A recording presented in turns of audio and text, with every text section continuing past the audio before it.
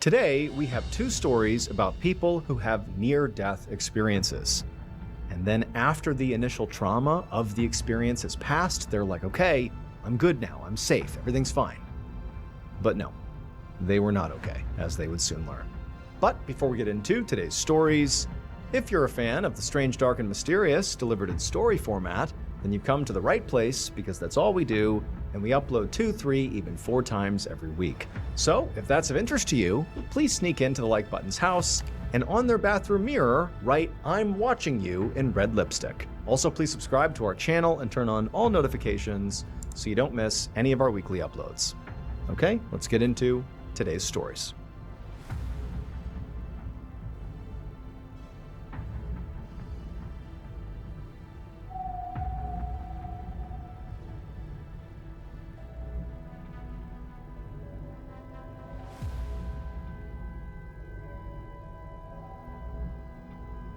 On the morning of April 29, 1963, a woman named Sofia Perez was riding in the passenger seat of her car. Her husband Julian was driving, and they were traveling down a narrow city street in Sevilla, Spain. It was a Monday, but Julian, who was the primary breadwinner, he didn't have work that day. And so the couple had decided, since it was such a beautiful spring day as well, that they would get out and go on a nice drive and just spend some time together. And for Sofia, this was like a perfect day. She adored her husband, and she really loved the city of Sevilla. All the people there were so nice and friendly, and it was such a beautiful place that this was shaping up to be really a tremendous day. And so Sofia and her husband, they are all smiles as they continue driving down this road. Sofia, she's looking out, taking in the sights and the sounds, and then at some point, she just has this inclination to pull out her lipstick and, apply her lipstick. And so she reaches down and she grabs her purse, which she brought with her everywhere. She was a very organized person. And she opened it up and she's rifling through it and she finds her lipstick, and then she grabs the rear view mirror and she turns it and she uses it to apply the lipstick. And as she's doing this, she begins asking Julian, hey, what should we do for the rest of the day? Beyond this drive, what else should we do? And as she's sort of half looking at the mirror and half looking at Julian, she sees a blur of motion out in front of the car. And then she turns and she realizes there's someone in the intersection that they're gonna hit. It's a guy on a motorcycle. And before she could say anything, Julian is swerving hard to the right to try to avoid this guy. It's like absolute madness. And then the motorcyclist, he tips over and he goes into a slide. And then Julian and Sofia, they ram off the road onto the sidewalk and smash into this huge pole. And pretty much right away, Sofia, after the car had come to a stop in front of this huge, metal pole, Sofia began patting herself down to sort of assess the damage to make sure she was okay. And then she looked over at her husband, Julian, who was sort of doing the same thing. And they realized that, obviously despite the horribleness of this crash, that they were okay. But then their attention turned to the motorcyclist. Because even though Julian didn't hit him, they narrowly missed him. He swerved away and they crashed into this pole. Despite that, one of the last things Sofia saw before they swerved is the motorcyclist had tipped over and gone into a skid. So they had no idea if he was okay or not. And so Sofia and Julian, they carefully climbed out of their pretty wrecked vehicle. And again, they stood and kind of checked to make sure they really were okay, because now they're standing for the first time, but they're okay. And they walked a little ways, across the street to this other sort of side street where the motorcyclist had skidded off to. And right over there, he was standing. The man who was on the motorcycle, he was standing next to his bike. And, obviously his bike had had some damage done to it, but the motorcyclist, he looked unhurt as well. So this was like an enormous, in some ways, stroke of luck. Obviously, it was bad to get into the accident, but all three of them appeared to be okay. And so Sofia and Julian, they walk over to the motorcyclist, and, the three of them were really amicable. The motorcyclist understood that, accidents happen, thank goodness nobody was hurt. And just for a few minutes, the three of them just chatted and sort of just talked about how lucky they really were here, and they exchanged information, so they could cover the damages if they needed to of the respective vehicles. And as they're just sitting there having this, relatively calm and just normal conversation here, Sofia looks over at Julian and she realizes, he was basically unhurt, but not entirely unhurt. He had this scratch on his face that was bleeding a fair amount that very likely was from the crash. And even though by no means is this life-threatening or anything like that, Sophia was not at the moment talking to the motorcyclist, and so she figured she would just go back over to the car and grab her purse, because she's very organized and she has something in that purse for every situation. She figured she very likely had like a bandage or something she could use to clean up her husband's cut. And so she told her husband and the motorcyclist she was gonna go get a purse and go grab a bandage or something. She goes over to the car, which is still smashed up on the side of the road, of course, and there's a little bit of a crowd of people sort of relatively nearby, kind of assessing the scene. She makes her way around towards the passenger side because her purse was still in the car in the passenger seat. And as she was coming around, getting ready to reach through the open door to grab her purse, which was sitting right there on the seat, something happened. Like, she got close enough to the car where, like, suddenly she felt this intense pain all through her body. And then it was like she couldn't even move, and she found herself falling towards the ground, looking up at the sky, and like her muscles are beginning to spasm. And the last thing she saw was her husband and the motorcyclist running over to her. And then, to her horror, as she's laying there looking up at them, they too began to sort of seize up and spasm and fall to the ground right next to her. It would turn out that when Julian swerved to avoid that motorcyclist and crashed into that pole, neither he nor Sophia realized that that pole was actually connected to a power line that held up electrical lines carrying a huge amount of electrical voltage.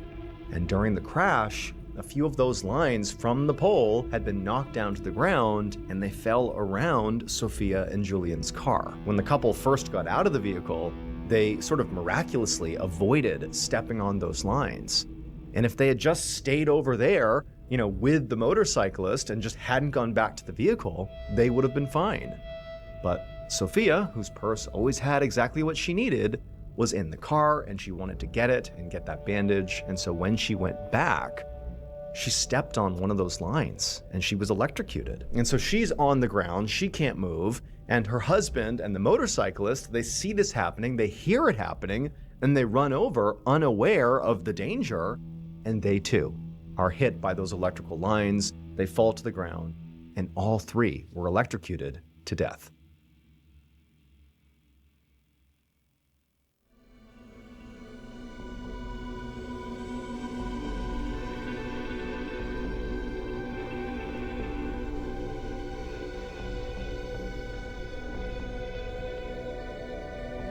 On January 11th, 2018, around 10 a.m., 55-year-old Ray Wright sawed through a wooden board inside of his workshop, which was located about 20 minutes outside of Rockland, California. Now, Ray had only just begun his workday, but he was already covered in sawdust. However, he barely noticed, because this was just a normal part of his job as a carpenter, something he absolutely loved. He loved his career. In fact, Ray really just sort of loved everything about his life and sort of how it was going these days. And that had not always been the case. So about 6 years earlier, Ray was in a very different and much worse place in his life. He'd been recently divorced and had started drinking a lot, and he'd spiraled, further and further out of control until one night he'd gotten really drunk and then hopped behind the wheel, and he caused a terrible accident when he crashed head-on into another vehicle. Now, Ray was more or less okay after that crash, but he'd actually severely injured the people in the car that he had hit. And so Ray had been arrested and sentenced to 18 months in prison, and he was ordered to pay a huge monetary settlement to the victims of this crash. And so really, this had been like the true rock bottom moment of Ray's life. But by the time Ray actually got out of jail, he was determined to really turn his life around and become a better person. He'd stopped drinking, and he had joined Alcoholics Anonymous, which is a very well-known support group that helps keep people sober. He'd started spending way more time with his 3 kids and also his brother Dean, and he'd been renting this particular workshop that he was in right now to revamp his carpentry business, Ray Wright Design. And then also, in addition to these specific behavioral changes, overall, Ray had made this huge effort to really shift his thinking about the way he approached life. He decided he was gonna really try hard to just have a much more positive attitude in general and just try to be happier. He believed it was more of a mindset, and he really was trying hard to stay in that positive, happy mindset. However, despite these wholesale changes in Ray's behavior and his mindset, which were definitely all good, The one thing he was up against that was very difficult to change, since coming out of prison, was his financial situation. I mean, he really just didn't make a whole lot of money, despite working really hard as a carpenter now. He just didn't make a lot of money. And this really didn't just affect his life. It affected other people's lives as well. Because, he needed to make those huge settlement payments to the victims of the crash, which he intended to do. But so far, he had not made enough money to make those payments, and it was definitely stressing him out. He knew he needed to make those payments, but Ray was sort of determined that he would just continue to work really hard, continue to build up his business, continue to stay positive, stay happy, be a good person, and eventually he was sure to make these payments and everything would be okay. So in essence, Ray still had problems, but he was working really hard to just stay on the straight and narrow and do the right thing. Now, Ray blew some of the sawdust off the board that he had just cut, and he set it aside. And then, as he was about to start on the next thing, he realized one of the tools that he needed was out in his truck. So he walked through the shop's big warehouse-style doors that opened out onto a dirt driveway. So the workshop where Ray worked was in a fairly rural area with only one immediate neighbor who lived in a trailer right next door on the same property. And the person who owned the trailer was a woman named Katie. But, despite there only being Katie next door, there was still a fair amount of people just sort of coming and going around the place, like Katie's friends and Ray's clients, so the area was actually usually pretty lively. But this morning, as he stepped outside onto the driveway, it was pretty quiet. So Ray just made his way out to his truck and grabbed what he needed from inside, and then he turned and began walking back towards the shop. However, before he actually got to the shop, he heard footsteps on the driveway right behind him. 2 days later, Ray's brother Dean drove his car through some back roads as he made his way towards Ray's house in Rockland, California. Dean had just been to Ray's workshop, and now he was making the 20-minute drive back to Ray's home yet again. And the reason he was doing that is because Dean was really worried. He hadn't heard from his brother in 2 days, and neither had Ray's kids or any of Ray's friends. And this was very unusual. Dean, himself talked to Ray every single day. And he also knew that Ray was a very involved and responsive dad who would definitely not just disappear on his kids. And he was also definitely in touch with other friends. I mean, this was just very unusual for Ray. So over the past 48 hours, Dean had been increasingly getting more and more worried about Ray. He had been talking to anyone he could to try to figure out why his brother was just suddenly gone. He'd already gone to Ray's workshop and his house repeatedly, and he hadn't found Ray or any sign of Ray or any sign of where he might have gone. And also Ray's truck was nowhere to be found either. And that was actually particularly concerning because, deep down, Dean was worried that, despite the changes Ray had made in his life to be a better person and to do right by people, he was worried that, maybe Ray had fallen off the wagon and was drinking again. Maybe that's why he's gone. He's on a bender somewhere. Now, Dean really didn't want to face that reality. That would be devastating for so many reasons, not to mention, if Ray was off drinking somewhere, who knows what trouble he could be in. He could be in a lot of trouble or hurt or something. And so Dean, by this point, 48 hours into his brother's disappearance, he's just doing his best to kind of push down this growing concern that maybe that's what happened. And in fact, it was actually that sort of nagging fear that Dean had that had kept him from going to the police and reporting Ray missing. There was just this fear that if he did that, it would sort of expose Ray if he was, not doing what he was supposed to be doing. And so by this point, Dean had held off. Now, Dean parked his car outside of Ray's house again, and he got out and, Ray's truck was not back yet. But Dean was determined that he would just go back inside and take another look around to see if maybe he had missed something. Maybe there was some clue as to where, Ray went or what he was up to. So Dean walked up to his brother's front door and he let himself inside, and immediately Dean stopped because he smelled something. It smelled like marijuana smoke inside the house, which was really, really odd. I mean, one, because the last time he was here, he definitely did not smell marijuana smoke, but more than that, Ray, his brother, had definitely once been a very heavy drinker. That was true. But he had always hated marijuana. He did not smoke marijuana. And so Dean's standing in the doorway trying to make sense of this, when from the other side of the room, he hears somebody shouting at him to leave. And he sees on the other side of the room, this man has suddenly popped up who Dean did not know, who was looking right at him, basically gesturing for Dean to get out of the house. But Dean, he's sort of like, what's going on here? He looks at this guy and he's like, who are you? Like, what are you doing in here? And the guy went very quickly from being sort of demanding to Dean to very spooked, turning and sprinting out the door, out of sight. Within the hour, a police officer with the Rockland Police Department pulled his cruiser up outside of a small one-story home in Rockland and parked. He saw a man waiting outside the garage, and as the officer got out of his car, the man rushed up and introduced himself as Dean, the person who had called 911.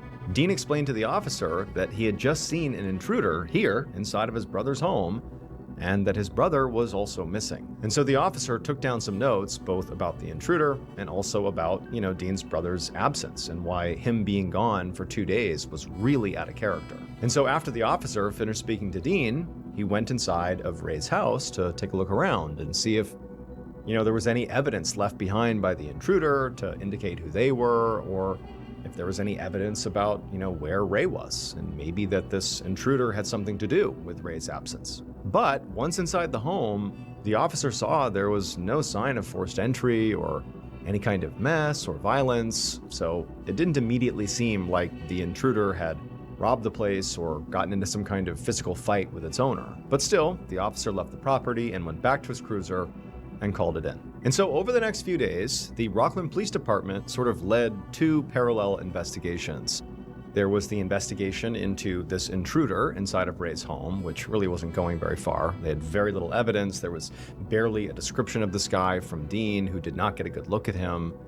And then the other investigation was into Ray's disappearance. And there was definitely some thinking that the intruder and Ray's disappearance could be connected, but as of right now, they didn't know. But with regards to Ray's disappearance, after the police had spoken to Ray's family and friends, they determined that no one had seen or spoken to him since January 11th. That was like the first sort of hard date and hard fact that they had. They also checked into Ray's bank account and phone activity, and they learned he hadn't used them since January 11th, when apparently he went missing. But beyond those details, like as the weeks went on, really nothing else came in, not about the intruder or about Ray. Then on January 21st, so 10 days after Ray went missing, the Rockland Police Department got their first, big new lead. And that was Ray's truck had been found. He was not in it. It had been found totally abandoned in this apartment complex that was not far from his workshop.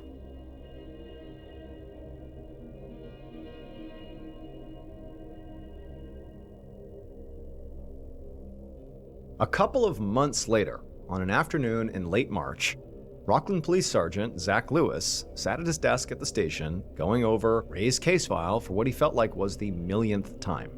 So, since finding Ray's truck, basically no new leads had come in. And even that, the finding of Ray's truck really had not been the break that the police had really hoped it would be. The truck was basically in decent working condition. The only thing that really stood out was the plates had been taken off of it. But after they searched the truck extensively, they basically didn't find anything. Nothing that gave away what happened to Ray or where he was, or, whether or not this intruder had something to do with Ray. It just really didn't go anywhere. So Sergeant Lewis was feeling pretty stuck when it came to this case.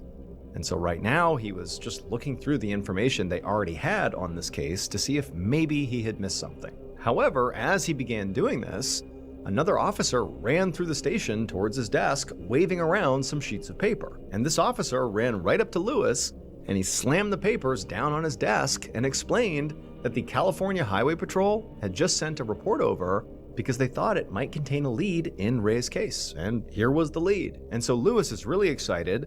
He grabs the document, and he sees it's a report.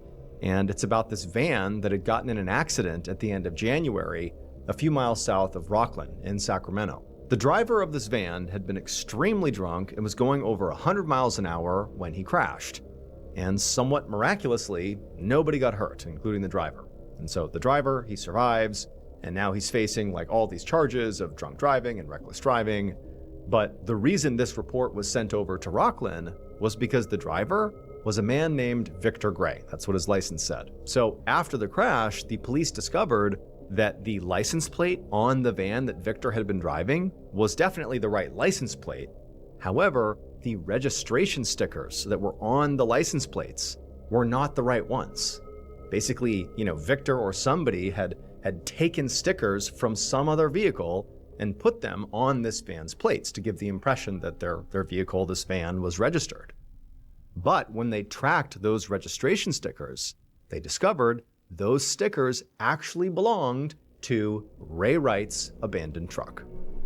Now, Rockland's police department knew this was a huge lead, and they could not screw it up. And so they wanted to make sure that they handled, whatever they did next exactly right, and they leveraged whatever resources they could get.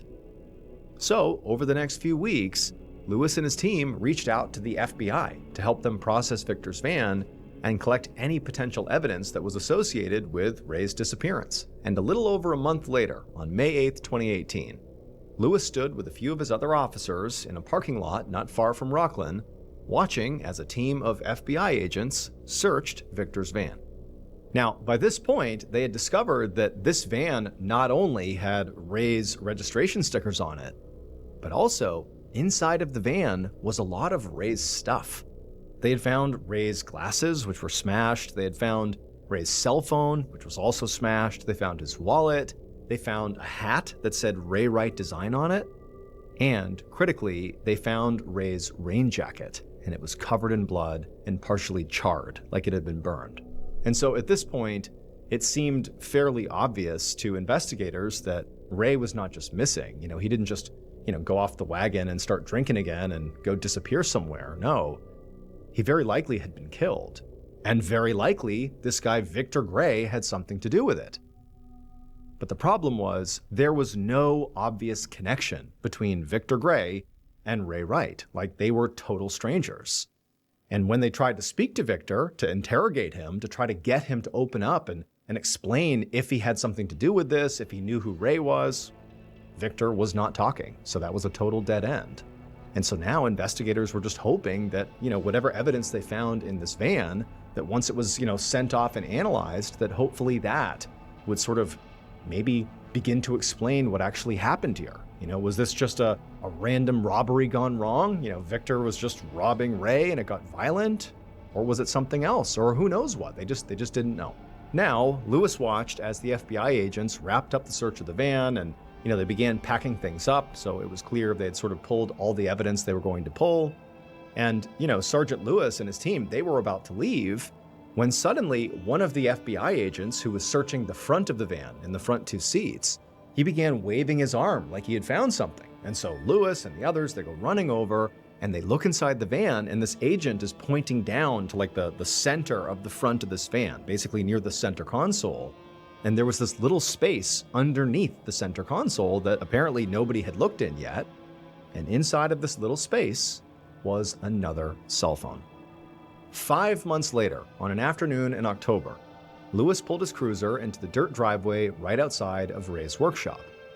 But when Lewis and the other detective that he was with got out of their car, they ran past Ray's workshop and went to the trailer next door, where Lewis knew a woman named Katie Barnard lived. And so Lewis stood back as the other detective knocked on the door of the trailer, and a few seconds later, a very timid-looking woman, Katie, came to the door and she asked what was going on.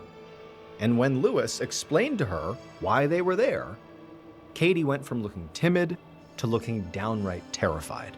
And she just began to shake, like she clearly understood why they were here. So they took her down to the station, and pretty much as soon as she was sitting inside of an interrogation room and they began asking her questions, Katie just completely broke and told them everything she knew.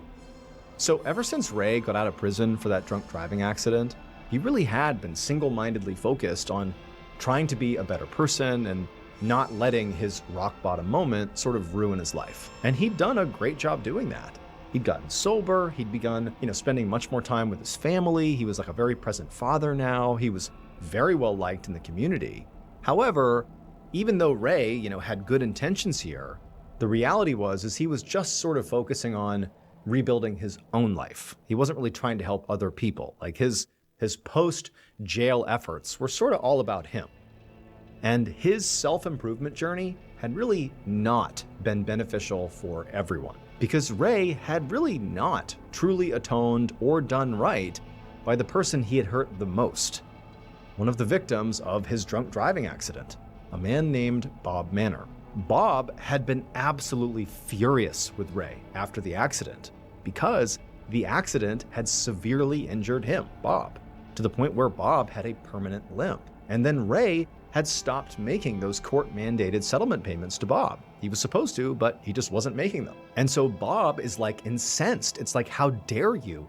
You hurt me, you hurt my family, and you're not even paying for it. Like, jail isn't enough. And so for Bob, it became like an obsession that he really wanted to get his revenge on Ray. And it just so happened that Bob was not just a guy with a grudge. Bob was a very violent drug dealer as well. So this was a really big deal for him. So basically, after Ray got out of prison, Bob began obsessing over where Ray was. Like, he wanted to literally discover his address so he could physically go and take his revenge, but he couldn't find Ray. He could not find the information. No one was going to give it to him, for this reason exactly.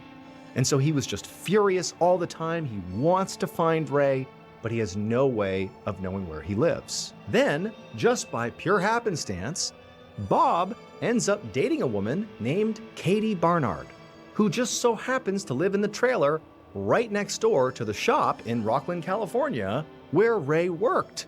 And, Bob had no idea. He's just over visiting with Katie all the time.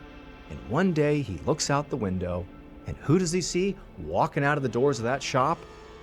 Ray Wright.